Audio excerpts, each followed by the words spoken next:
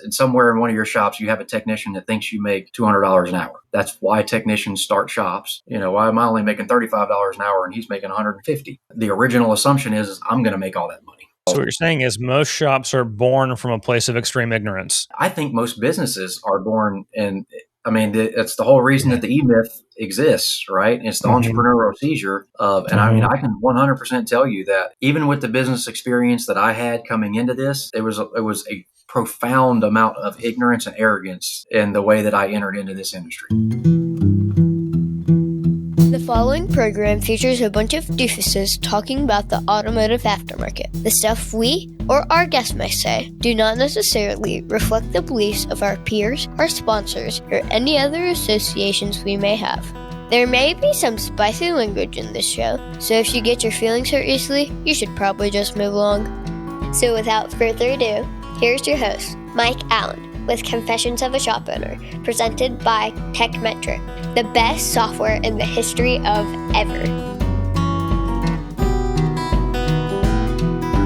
Hey, I'm Eric Frank, and this is FS Automotive. We were doing business the old way, so we were leaving a lot on the table. We signed on with TechMetric. We were able to start tracking these things, which we weren't doing before. Within 2 weeks, this thing had paid for itself. It was making me at least twice of what I was making before, within a week. It was a total game changer. If I could do one thing to change the way I was doing business, it would be to start TechMetric and do it sooner.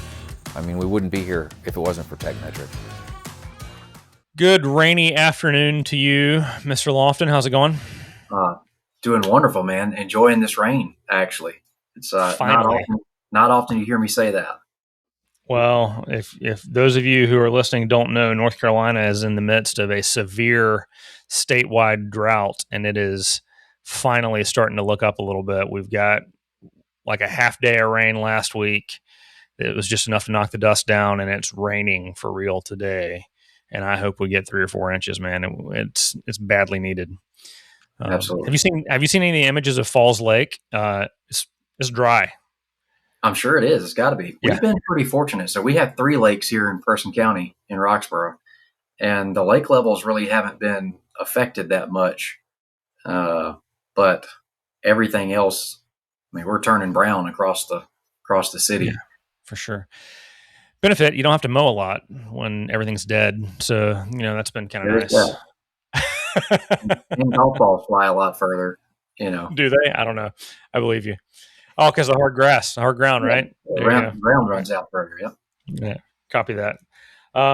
So we're recording late June. We're going to talk about May. And I guess we can talk a little bit about how June's going too if you want. But how are things in the greater Roxborough metropolitan area? Yeah, things are good.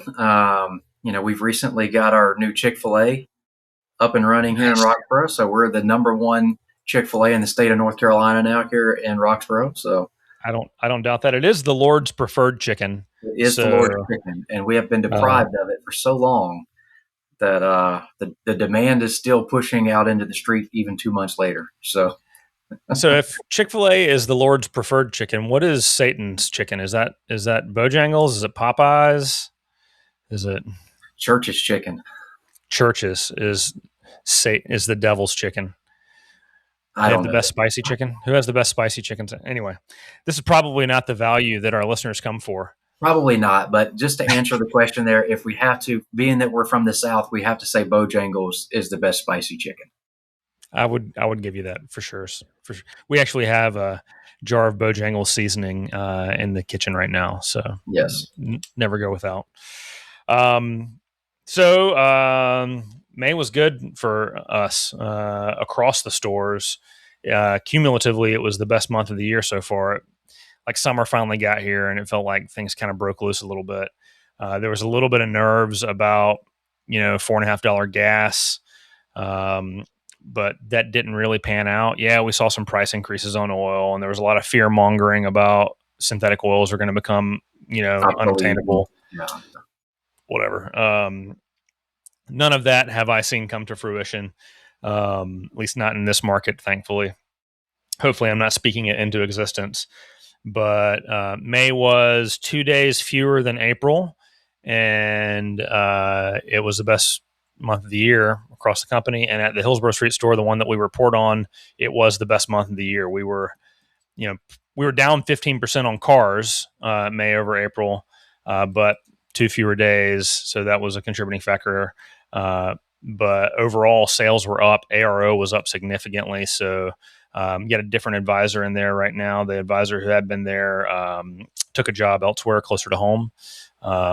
And he was an advisor assistant / expediter, estimator, that kind of stuff. He asked to step up and said he could really show us what he was doing, and he's done really well. So, anytime you see a dude kind of step into the breach like that and add $100 to ARO overnight, you get pretty excited about that. So, very happy with that. And the guys seem to be hitting a stride. Coming into summer proper, when NC State University gets out and the students go home, that typically, this store is a little bit inverted from the standard. Summer is the slow season because the students aren't there. Right. And so we've seen car count fall off a little bit from the student population, but the local population obviously is still there and is still coming in. And for him to be increasing sales without students is pretty great. So we're very happy with that. Well, first off, you guys have had a bit of a rough go of it this year, as far as the reporting side of things goes. So it's nice to check in with you and hear some momentum moving in the right direction, and especially on the staffing side, because I know there's been a lot of changes and turnover there, especially at the front counter. So glad to hear that we've got somebody that we feel confident about in place over there, and that is, like you said, moving some of those numbers back in the right direction, because they had been trending negatively for some time. Yeah, I'm not really sure what played into that. Beyond lack of management on my part, right? We've talked about it a fair amount. Steven has really stepped up with his regular, consistent phone call editing and RO editing and accountability conversations with the guys. And the new advisor in there is very process driven. Like, you give him a system and he's going to work that system and follow the system. And that's worked out really well for us. So all told, feeling pretty good about things. So good. So just to kind of get some clarity on the numbers there, I know you said ARO is up. What are we up to for last month? Hold please. Don't want to lie to you. It went from 460 to 553. So up 20%, just shy of $100. And what is tech average quote there? Tech average quotes are really high. And I think part of that is because it was $1,293, and then we plugged in Golden Hour Garage, and now it's $2,100. So it's gone astronomical compared to what it was. So I think there are a couple of factors at play there. And I don't know if we talked about this last month or not, that not all of the cars were actually getting DVIs when we thought they were. Right. Where are we at with that part of the process now? Well, by default, every ticket when it was opened was getting 2 DVIs automatically added to it. One was our findings DVI, the ISO, the one thing, and one was the rest of the DVI. And at that store, at all the stores, we have ceased that. So they have to be manually added into the ticket so that, there aren't DVIs being reported that didn't actually happen. And so if I go into reporting now, so far this month at that store, 84% of DVIs have been, 92% have been sent to the customer, and 84% have been opened and viewed by the customer. So, we set the target at 85% when it was at 50, right? So huge improvement there. Yep. And 120 119 DVIs. So it's 94% of repair orders have a DVI, and 92% of those are being sent to the customer. So I feel pretty good about that now. So let's talk about the good here. And then I want to, not that there's necessarily any bad, but I think that there's some opportunity to continue to keep the momentum rolling in the right direction. Yeah. Number one, I think your tech average quote's fine. I think the AWRO at 2,100, I mean, I know you said that's astronomical. Really what we shoot for at Elite, it's a big jump from where you were, for sure. Yeah. But just for the listeners out there, we try to keep that number somewhere between 1,500 to 2,000 for general auto repair, Asian and domestic. If you're a specialty shop, Euro diesel, we're probably going to see that number be quite a bit higher. If you're a really, what is the spread between 1,500 and 2,000? A lot of that's going to be determined on your volume and your mix of maintenance. Hey guys, Carrie Lynn with Turnkey Marketing. If you are looking to increase cars and you're looking for the right demographic to go after, you want to get the right people who need auto repair right now, then give us a call. We have a service called Direct Track, and it utilizes AI to find people in your area who are the great demographic that you want to go after, have raised their hand and opted in saying, I need auto repair help right now. We send them an email. As soon as they open the email, we then get their physical address, follow it up with commercial ads on all their streaming services like Hulu and YouTube and ESPN, Fox News, all those different things. And then we also get their physical address and we start sending banner ads and display ads to every single device in that house. It has been incredibly effective. It has made shops seem like they're everywhere to those people who need repairs right then. And I mean, I'm telling you guys, the return on investment has been huge. So if you want to increase car count, you want to get great people in the door, give us a call or reach out to us and ask us about Direct Track marketing. What's up, guys? So if you know me at all, you know that I think I'm pretty awesome at everything, right? But the reality is I get so busy that a lot of things fall by the wayside. And one of the things that I've always really enjoyed is actually the process of hiring and recruiting. But as the business grew and as the podcast has grown, I just don't have time to react quickly like you have to be competitive in the recruiting market that we have right now.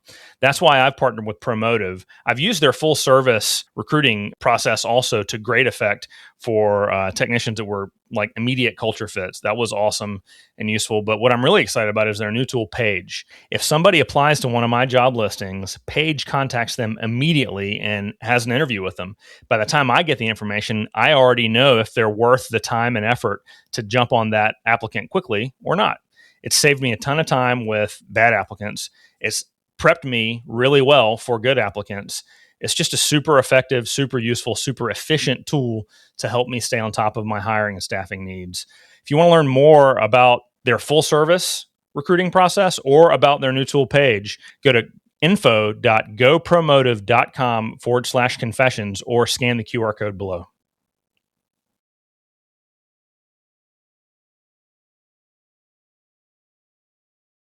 Well, I think that's the difference that's gotten, and our target is 1,800 is what we've established for the company as our target tech average quote. And I think the addition of using this remote estimating service is that they're putting all the overdue maintenance on there. And in the past, that wasn't happening. And we're not good at selling it. We're better at selling broken stuff than maintenance. So I think that's a common problem across the industry, right? Yeah. I know we it's easier to sell broke stuff. It's easier to sell broke stuff. So we need to come up with some strategies to improve our closing percentage a little bit, because we have the tech average quote up there where we need it to be, or the ADS. What we're still a little bit light on the ARO, but we're seeing a lot of improvement. I'd like to see that grow just a little bit. I'm sure you would as well. I know when that store was really humming when we were meeting last year, we were somewhere around 700 to 800, somewhere in that range on the, on the 800 is the target. Yeah. Yep. So I'd like to keep climbing in that direction. Again, I want to celebrate the improvement for sure, because that's a big improvement in a short period of time. I don't know from a listener standpoint. I don't know if anybody out there has tried to improve their ARO by $100 inside of 30 days, but it's not an easy task to try to do. So I commend him and his efforts, and you and Steven for giving him the tools that he needs to be successful there. But I think the next step is how do we try to push that a little bit further and maybe get to that 650 range to start with, and then start creeping into 700. Because I think I think your discovery side of it is there. We just got to close on a little bit more of it. So on the closing side, I know he's transitioning from the assistant advisor to the lead advisor. Mm-hmm. Would you say that he still needs some help in training on the sales presentation side of things, or do you think he just has specific services that he's good at selling, or what do you think No, I think presentation and confidence are definitely areas of opportunity for him, and also overcoming objections, right? I think, and this is anecdotal, right? So Stephen would actually be better at answering this question because he's the one that's been listening to the calls. My suspicion is that if he gets it on the first presentation, great. And if he doesn't, there's not a lot of coming back to the well, So, he probably would be one of the guys that would benefit greatly from like going to the master's program that y'all got coming up in October, Masters is Eagles is in October. Yeah. Masters is when? Eagles is coming up. You got STX coming up in August. Masters is going to be in September the 10th in Dallas. Okay.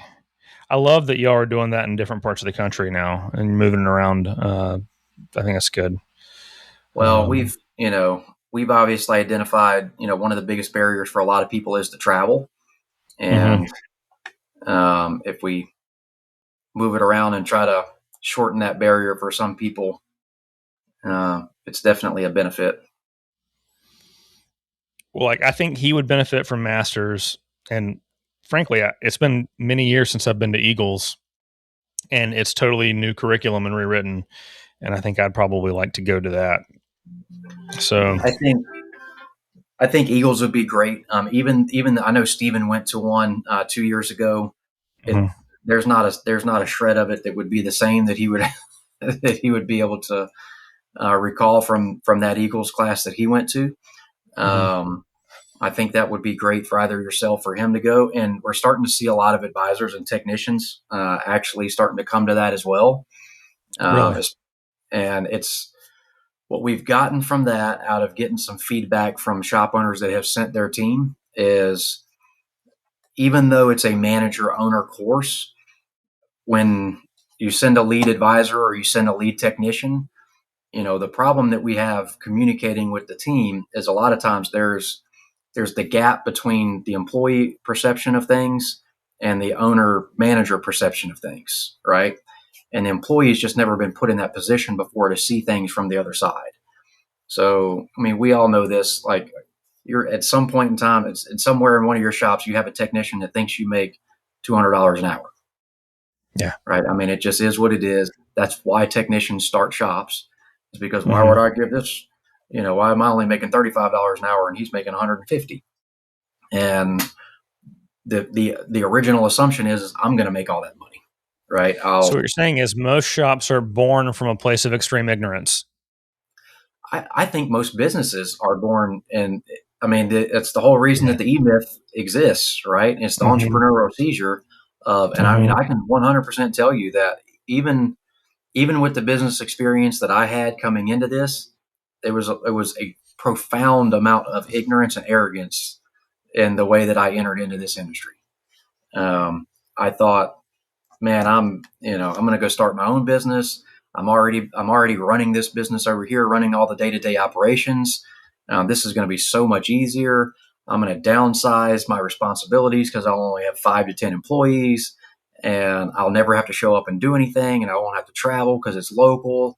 and so on and so forth. And man, did I get kicked in the teeth with it, So I can't even imagine what it's like for somebody to come into it with zero business experience and zero management and leadership experience, and then have to try to grow all of that at one time. I think that's a huge underlying reason why you've got all this private money coming in and scooping up all these businesses, because we don't know how to do business as an industry. The independent aftermarket is not super good at doing business at first. And the best ones learn, or they seek out training and coaching and learn. But I can't imagine trying to put the pieces together on my own, like doing it on an island. Man, what a disaster that would be for me. Yeah. And so and you're not wrong there. What private equity understands is they understand the math and the numbers of the business, right? They're P&L, gurus, and they understand how to run their expense structure. They understand the basics of their cost, which is going to be parts and people. And they understand how to minimize those costs to the best of their abilities. And they understand how to create a standardized product in some way, shape, or form, right? Where I think, and I think one of your recent episodes, you guys talked a lot about private equity, but there's still a lot of opportunity out there for independent business owners, independent shop owners, because what they're not great at doing, they're not a buy and hold entity. So they're looking for an 18 or 24 month flip. Yeah. Yeah. They're looking for, 5 to 7 year sunset, where they're going to come in, they're going to roll up a bunch of, shingles under one roof, and they're going to pick up the phone and call other places that they already have relationships with to be able to exit at a higher multiple than they paid. Right. Well, I think that's what, did you listen to the episode we did with Jesse from Mango Automotive? And that's exactly what she's working towards. Right. And she at least admits it openly that that's the goal. But there are lots of other big name players in our space that's exactly what they're doing, but they're not telling you that's what they're doing. They're doing it with other pretenses, right? Sure. And I get that, but it's a great way to create incredible generational wealth. And there's no doubt about that. There are certain people that are going to be listening right now that have, that's going to have a lot of value to them, and private equity is the right move. I think, but we've also heard a lot of fear inside of the industry that, private equity, this large brand is going to be moving in across the street from me. And, by and large, what you see is that's not necessarily a problem, right? Their vision is so short-sighted on making the 6 times getting a 6 times return on their investment over the next 5 to 7 years, that they're not worried about the community and being a lasting part of the community. So the customer experience and the employee experience is diminished to some extent, because everything is about how we can maximize return on investment for that 5 to 7 year window. And I think if I'm talking out of my ass, just tell me. But I feel like if you're an independent operator and you're not looking to get out of the industry in the next 20 years, this is probably an opportunity to win some community sentiment and be the local guy and be the great employer and scoop up all the best team members from those organizations that are getting bought up. Because, sure as shit, if there's a group that comes in and buys up a 5 or 6 location chain in the area that's been successful and been, grown from the roots in the area, all their best employees or resumes are out there in 6 months. Yep. 100%. Because they fell in love with the small, local, well-run family business. And the next thing you know, it's all corporate and everything, all the benefits are changing and all the metrics are changing and the pay plans are changing, and they can't go talk to the boss anymore because he's, in Chicago or whatever else. Sure. So, yeah. And so I think that's a great opportunity. I think it's a great opportunity for our industry. But you are right. They come in and they understand the foundational, elements of business a lot better than we do. But that's what we're seeing a lot. We're seeing, like I said, we're seeing shop owners send technicians and service advisors to that. They're getting a different glimpse, and it helps put them on the same page when they come back. Like when we go around the room at the end of the class, we ask them, what they got out of the 3 days while they were there. And I always try to pay really close attention to the guys that are not owners or direct managers, just to hear what their feedback is, because you expect them to just kind of zone out and be bored for the 3 days because they're like, what does this have to do with me? But they get a lot out of the numbers section that we do, because it's eye-opening to them to realize how much overhead a shop really has to run. And, hopefully it's a big number, but how little of a percentage the shop owner really gets to keep, right? Because that 100% pie gets dwindled down, pretty quick when we start going over all the expenses there. Hey, everybody, I'm going to take just a quick minute out of our show to talk to you about one of the favorite tools that we have in my company to help streamline and make our guys as efficient as possible, and that's Detect Auto. I've been talking about Detect Auto for almost a year at this point, and my team still loves it. And if you listen to the show, you know that I love the idea of bringing in skilled individuals from outside of the industry to add to our shortage within our trade, right? But one of the problems that you run into sometimes with that is that these guys and gals might not have a full automotive knowledge just yet. And as a technician, if you've ever gotten a repair order that says check noise, you know how infuriating that can be. Well, this tool, the customer concern tool, is designed specifically for that. The advisor can put in 1 or 2 or 3 words about what the complaint is, and then it's going to prompt them all the questions that they need to ask that customer. And then it puts that into a paragraph form that's easy to understand for the technician, so that technician's not getting check noise, check vibration. They're getting all the information that they would like to have from the customer. It just makes things more efficient. It makes guys in the back happier, and it just makes the business run more smoothly.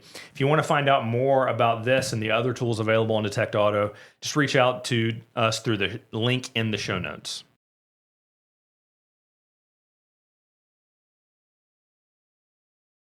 At Elite, our coaches aren't theorists. They're former and current shop owners who signed the payroll, dealt with staffing issues, cash flow stress, and long days just like you. They teach what actually works because they've lived it. That's the difference between advice and experience. Elite Worldwide, where you can receive coaching focused on you. And then, when we cover the how do we develop a labor rate, and how does a technician cost get impacted into all of that, it's really eye-opening for them to understand why the labor rates need to be set where they are, why the part pricing needs to get set where it is, and then the communication side of things, that we teach on the process and implementation side, is something that they start to understand a little bit better. So do you think it would be beneficial for someone to come in, like if they go to that class, they need to have a set of books from their store, right? And they need to know how and how much people are paid at their store so that they can do that math? Or so if they're an owner or a manager that is responsible for the numbers, then we ask them to bring that, because that's part of the takeaway that they get, right? If you're going to send an employee and your service advisor or technician may not have privy access to the financials, and it may not be applicable to their day-to-day or week-to-week role. So what we can do in that scenario is we can always give them a sample P&L just to work through the workshops together, so they can understand the math behind it and not necessarily have direct access to your shop's financials if that's not something that's going to be applicable to their role. Because it's more important for us that they understand the concept of it, and that they get to kind of go back through and do the math. On the manager side of things and on the owner side of things, when we do those workshops and we look at, is your labor rate the right labor rate, and is your labor pricing set correctly? That's always a huge moment for everybody, because when we do those workshops, that you can start seeing a little bit of panic set in on everybody's face, and when we do the calculations. So it's good to have their direct numbers, because they're the ones that are actively working with them. And again, on the manager side, it's something that it opens up a large amount of understanding, because again, when we start talking about effective labor rate and effective labor cost, those are two things that usually your manager is a foreman or a service advisor, right?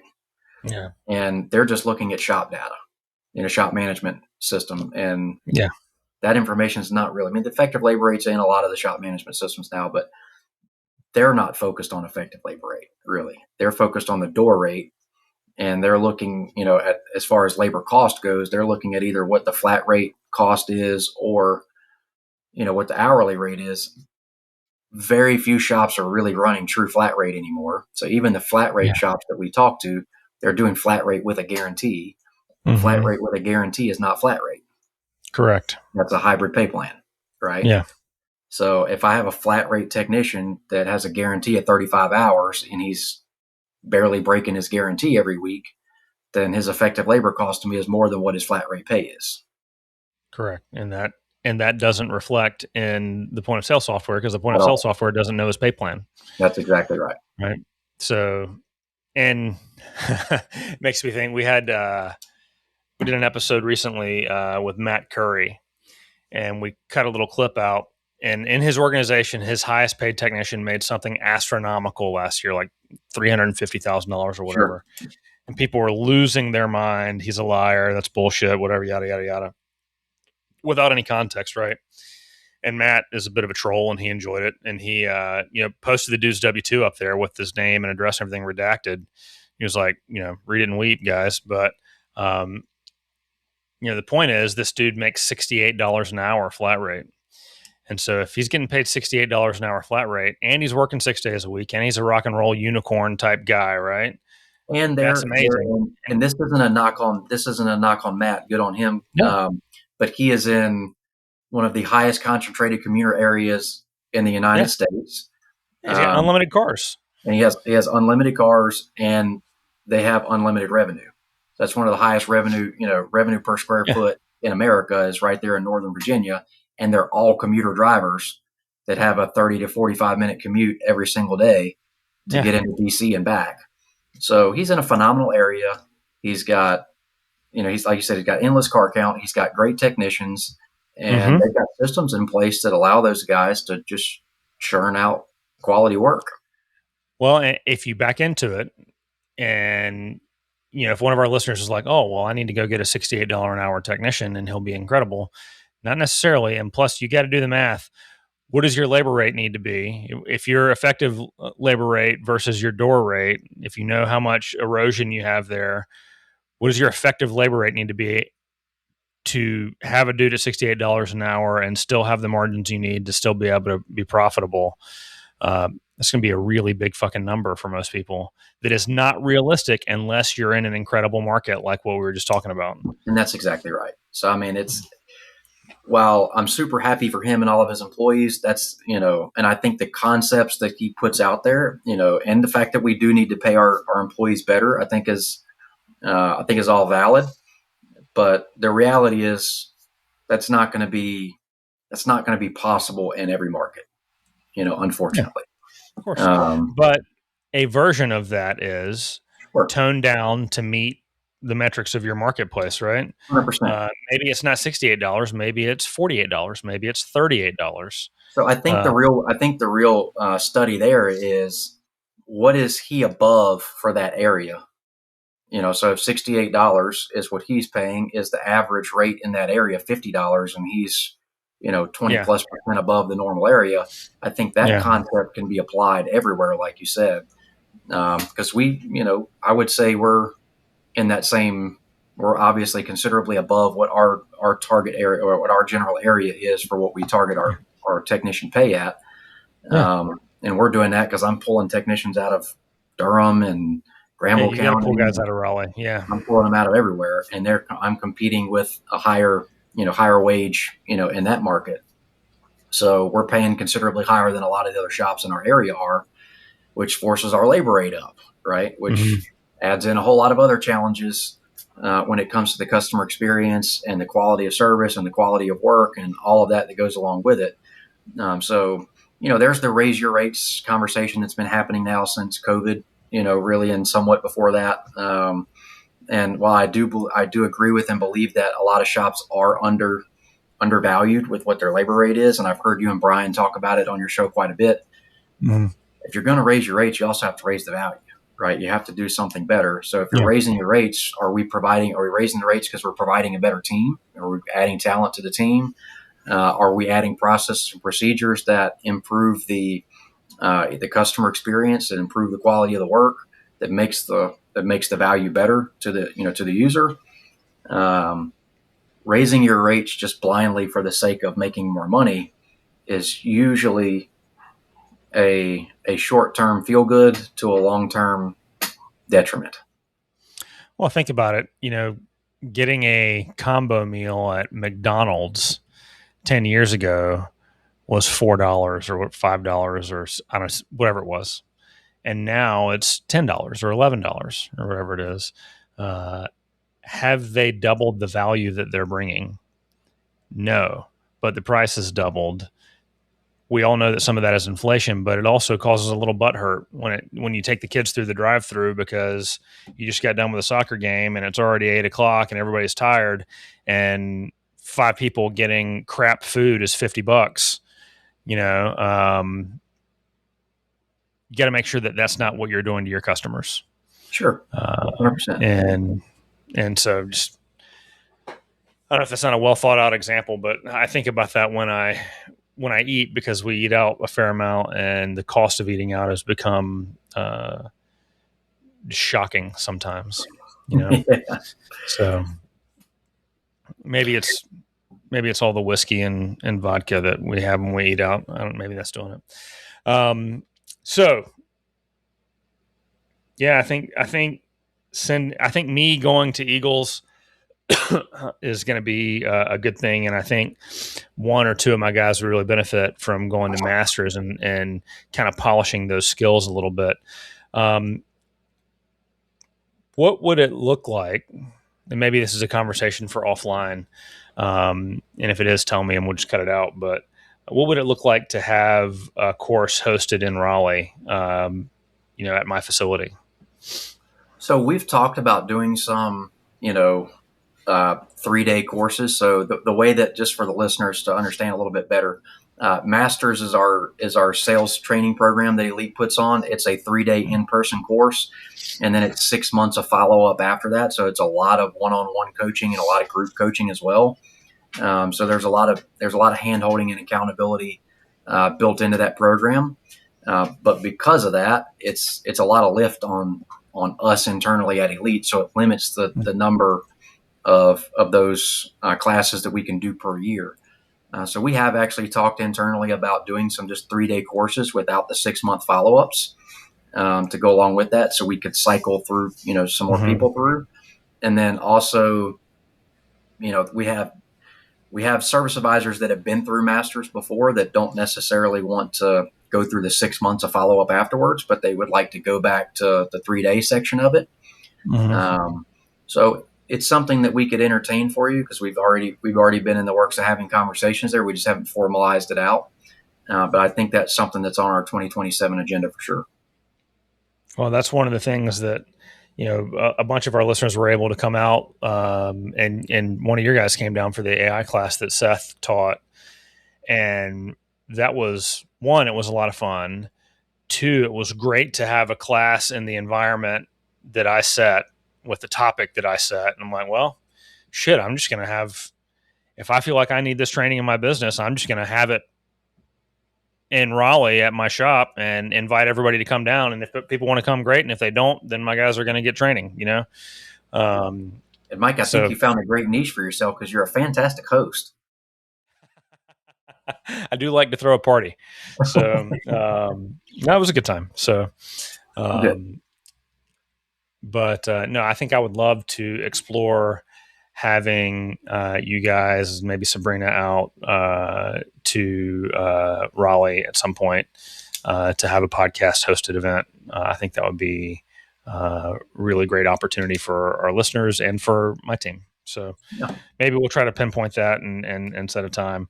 One of the things we talked about earlier before we hit record is something that's been kind of catching my eye, and it's been a conversation in a few of the episodes recently, but that was EOS, traction, rocket fuel, that whole deal. And that was a topic of conversation at the AI class a couple weeks ago also.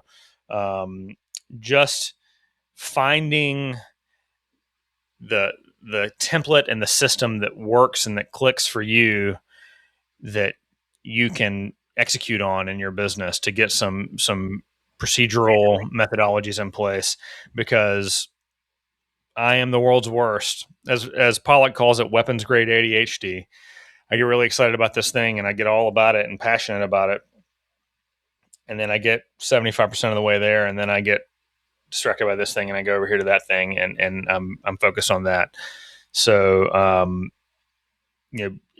talk to me a little bit about your experience and knowledge of EOS versus other operational systems. Sure. So I don't have any direct implementation of EOS experience. I have read Traction. I've read Rocket Fuel.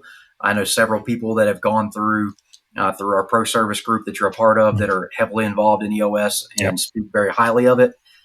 Internally at Elite, we actually are in the process of implementing EOS as well. So I have some experience with it, of the user side of it, as being an employee of a business that is implementing EOS. From an actual implementation standpoint of things that are similar, and I think you summed it up pretty well. I think EOS is a great tool. I think Traction and Rocket Fuel are fantastic books. I think every entrepreneur out there should read those books, understand the concepts of EOS, whether you actually implement it as a formal system or not. I think the concept of it has tremendous merit for anybody that wants to learn about it. Where my personal belief sits is, I think the statement that you made is there's a bunch of different options out there. The important part is that you have some structure that you follow, because most companies are started by people that have a visionary, they're an idea creator of an individual, right? Which is what makes them a difficult employee, right? So I grew up in a family business with my dad.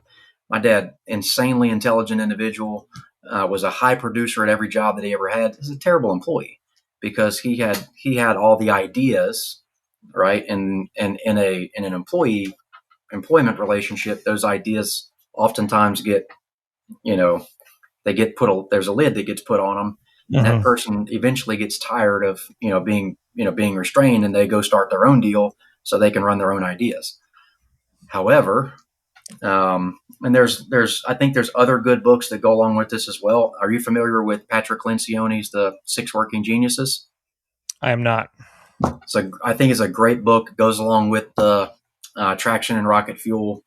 It's slightly different concept, but the concept of EOS is the vision. The pairing of a visionary and an integrator, right? So yes. Okay. Now I see it. Yeah. In Patrick Lencioni's book, in The 6 Working Geniuses, what he states is that everybody typically there's 6 geniuses that you could have in the workforce. All right. That exist, 6 traits that exist. You have 2 of them that are your personal skill and that you get enjoyment out of, and that you have a talent, just a God-given ability to do it well. And then there are 2 that you might have the God-given ability to do it, but you don't really enjoy doing it, right? And then there's 2 that it's just not your gift. You don't have the ability to do it, and you don't get any joy from it, right? Okay. So the idea is, how do we put a team together that fits in the places? So same concept as visionary integrator, right? So a lot of us at the top have a skill of being that visionary person. So we come up with the idea, but we're not a get it across the finish line guy, right? So there has to be somebody on the team that gets it across the finish line, and there has to be some structure in the organization that allows us to have the cadence and open communication of, here's the vision, here are the things that we identified that need to happen for the vision to be successful, and then we have delegated effectively to the right people to take ownership of those tasks to see them through to the finish line, right? And that's where people have really gotten the value out of EOS, is it puts together a system and a structure that allows that to happen. And even for us, I mean, I'm ADHD. I know you are. I think most owners have that. My manager, she calls it shiny squirrel syndrome. She's like, good Lord. So I'll be in the middle of talking to her about something, and something changes, and she goes, squirrel, that was a squirrel. Stop. We got to get back to what we were talking about. And so, but number one, so I know we were talking about you having some thoughts about maybe implementing EOS and going through that, which I think is great. What is your intended outcome of EOS? I think, like when I get feedback from my team about what they wish was different within my business, one of the regular pieces of feedback was, you have lots of great ideas, or lots of ideas that you're excited about, whether or not they're great. They specify that they know that I have ideas that I'm excited about. And there's a lack of follow through to completion, right? I just don't get it across the goal line because I get distracted. And so because of that, there's this constant trickle of change. Let's try this. Let's try this. Let's try this, which can be good in the right environment, but can be overwhelming without the right support and without seeing the results of completion, right? And so change fatigue is a thing in my organization that I've created.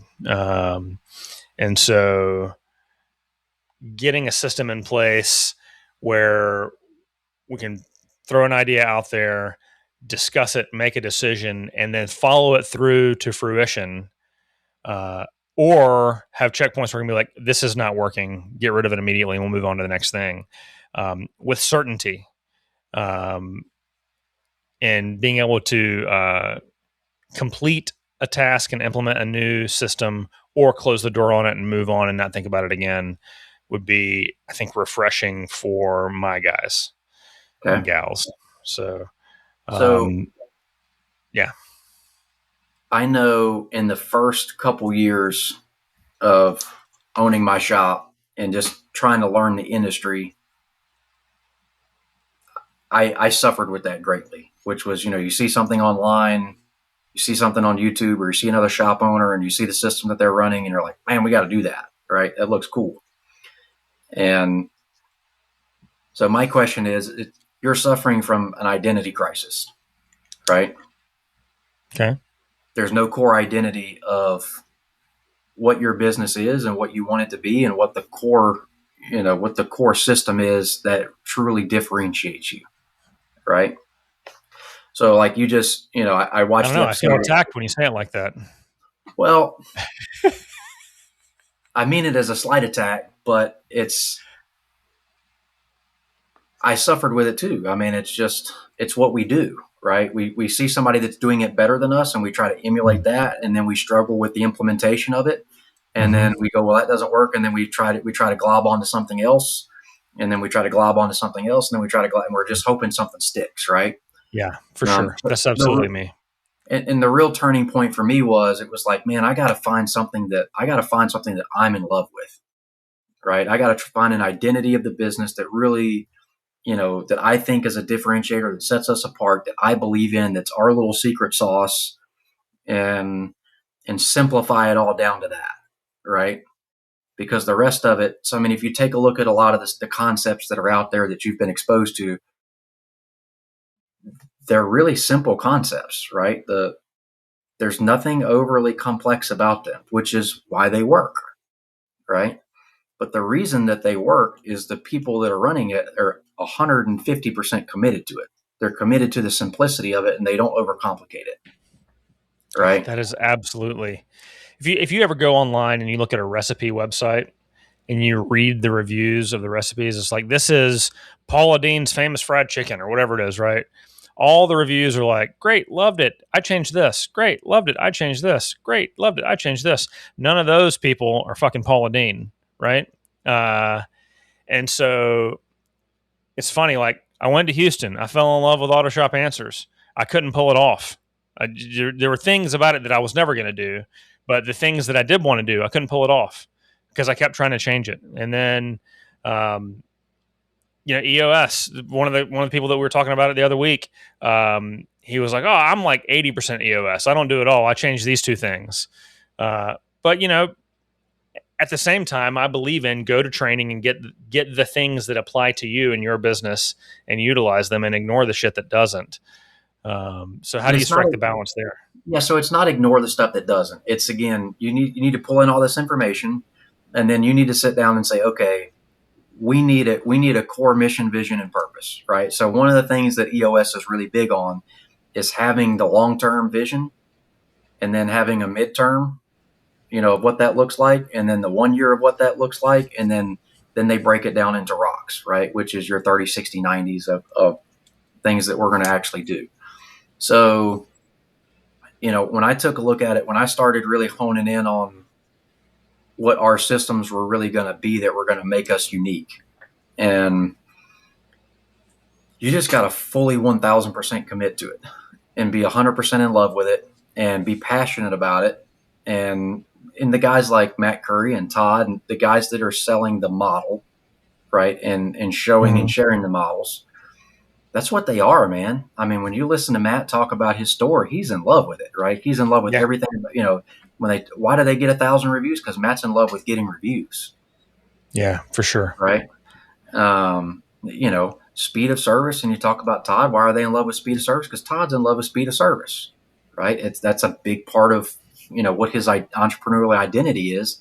And that's their differentiator. It doesn't necessarily make it the best differentiator in the market. It doesn't make it the only differentiator in the market. It's the one that they've become passionate about, which is why it works so well for them, right? So the idea is how do you come up with your own system?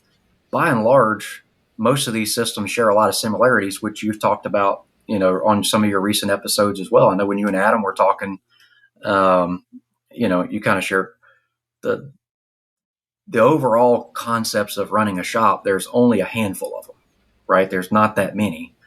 So you have to identify the one that really, speaks to you, speaks to your customer base, speaks to your team. And then you got to be really dedicated to what that is. Then you have to understand what type of team it takes to run that model, right? So if I'm a basketball coach and we want to run the triangle, well, the triangle is a proven successful, offensive concept inside of basketball.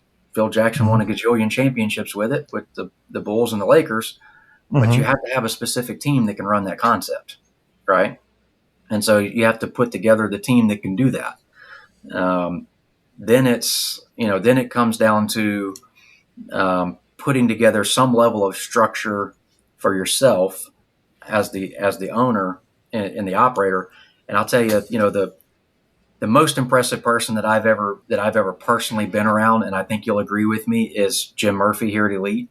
When it comes to discipline, individual discipline. And I was talking to Jim at Ignite this past year, and I was telling him, one of my flaws and weaknesses as a individual even is I'm not a good connector. And meaning that, my best friend lives across the street from me, 1.5 miles away.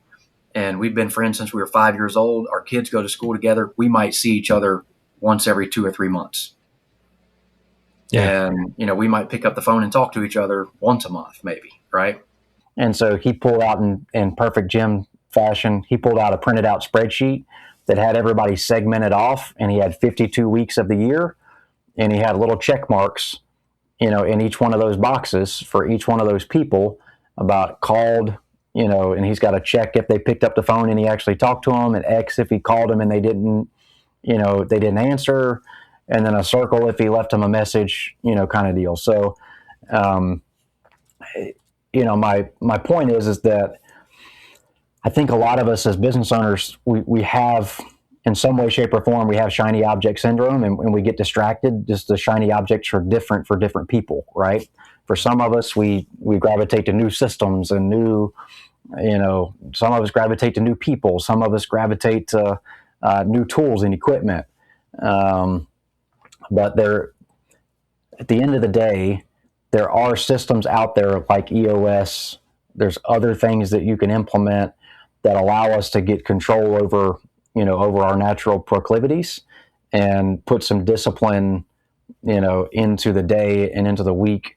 Because that's really what these systems are designed to do, right? Is to focus us in on what the objective is, what are the steps that need to get done to complete the objective, who is going to be who's going to be involved in those, and who takes ownerships of those different activities that need to get done, and then what are we going to measure to make sure that it's getting done, and when are we going to meet to talk about it, right? And my previous business experience with Strutmasters, we were a manufacturing company, and ISO 9001 certification was a big certification that you see all over the side of the road, right? So to be able to get large scale manufacturing contracts with certain companies, you have to be ISO 9001 compliant. And that was called QMS, which was Quality Management System, which was very similar to the overall structure, the entrepreneurial structure of EOS. But it was just focused around the product, right? But it was, identify the goal for the product, the quality goal for the product, identify how we're going to measure the quality goal for the product, identify what happens to nonconformities, and what do we do when there's a nonconformity, and then who is the team that's going to be involved in it, and then what is the cadence of when we're going to get together and talk about these things, and then how do we document those things when we get done, right? So very similar to EOS or other things that are out there. I don't think that it's so important that we get too wrapped up in endorsing one particular version of it or another, but I think it's incredibly important that we have it. That makes sense. Well, it's at the risk of being cliche, I always say it. You will be a better business owner if you have a business coach. Not every business coach is right for every business owner. So you need to find the one that is right for you. You need to interview multiples, find the one that's right for you, and use that one and listen to the advice, right? Obviously, Elite Pro Service and Elite Worldwide Coaching is what has been right for me and helped me grow my business. It just flows from that it would make sense that finding the right operational system and the right processes to manage your company by, there are lots of opportunities out there. Go find the right one and use it. You'll be better if you use any of them than if you use none of them. So makes sense. I can get behind that. Yeah, and I mean, at the end of the day, the simplest way to break all that down is, the Elon Musk clarity, right? Elon Musk is the individual. I mean, obviously he's our first trillionaire, so he's done some things better than anybody else in the history of the world. And if you talk to the other large scale entrepreneurs that are out there, what they give him credit for is that he is the most disciplined individual in the world. He has the most clarity of what his mission is, and he stays 100% in line with what that mission is, and he's able to eliminate noise, from the signal, right? It's funny you say that. Like, that's how I see Jim. Yeah, 100%. He works his schedule. He's on his schedule. He takes it very I'm pretty sure that I'm dead to Jim right now, because I had a one-on-one schedule with him like 3 or 4 months ago, and like 3 dudes called out, boom, boom, boom, and I found myself on the counter running a store, and he texted me like 5 minutes into our one-on-one, and I was like, oh shit. And I apologized. And he was like, well, noted. It's like, he's got a very busy schedule, and when he carves out time for you, I mean, he takes it very seriously, and I fucked up at that. So, yeah. And I mean, I struggle with that. That was one of the conversations that I was having with him at Ignite, is he was giving me one of those, those Jim 5 early conversations that he likes to give there. Because I struggle with that as well. But I think, just personal discipline, again, getting back to the business side of it and how it relates to EOS, if you identify the business model that that you're in and you're all in on it, and then you put together, what is the big vision that this business model is going to create for you? What is the 10-year plan? If we run this business model perfect over the next 10 years, what do we hope to get out of it? What's the objective? And then we're able to back into, once we know that, we're able to back into what has to happen in 3 years and 5 years. What does the team have to be, to be able to run this model. And then when you get to that level of clarity, it's really easy to ask yourself the question, is what I'm getting ready to do helping me get closer to that objective, or is it taking me further away from it? And if it's taking me further away from it, we find a way to not do it, or not do it as much. If it's taking me to it, no matter how painful it is, we keep pushing through it, right? But that made a world of difference for me in my business, and it didn't have to come through something like EOS. But if you look at the concepts of it, it's very similar, right? It's identifying the mission, the vision, and the purpose, identifying the team in place that it's going to take to push that mission and vision purpose through. And then what are the steps that, what are the break points in that, in that vision that you have that we can back into to say, this is the pathway to get there. Right. Yeah. You've got to have the destination in mind when you're making your decisions, right? Yeah. Yes, you do. Well, yet again, you've impressed me with how well put together and articulate you are, and left me feeling bad about myself and what a hot mess I am. So thanks for my monthly flogging. I appreciate you, Matt. So, Mike, we're going to turn it to self-deprecating. While it's good for your show, it's a cop-out and an excuse. You are smarter than I am. You are more articulate than I am, and you have a very successful business that I've enjoyed getting to know a little bit more. The discipline and falling in love with your business instead of somebody else's business is where I'd like to see you. Where I'd like to see you change, because you have a lot to be proud of. I need to stop lusting over other people's businesses and fall in love with mine. Fall in love with what you got. Did you just pull a Stuart Smalley on me? I'm good enough. I'm smart enough, and doggone it, people like me. There you go. So Saturday Night Live from the 90s reference for you children out there. All right, dude. Thanks very much. Great conversation. I appreciate you. Absolutely. See you, Mike. Appreciate it. TechMetric is the all-in-one software solution for auto shops. It can do just about anything. How can I build trust with customers? How much? TechMetric can do that. How can I do an inspection faster? TechMetric can do that. How can I make this as painless as possible? TechMetric can do that. How can I run my shop from anywhere? TechMetric can do that. Can I just pay for my repair from my phone? TechMetric can do that. How can I be a better man? You could try putting your crap away, Dennis. Sometimes you just need to put your crap away. But for shop productivity, increased revenue, and a better customer experience, TechMetric can do that. Hey, thanks so much for watching our video today. If you enjoyed this content and you'd like to see some more, you can click right here.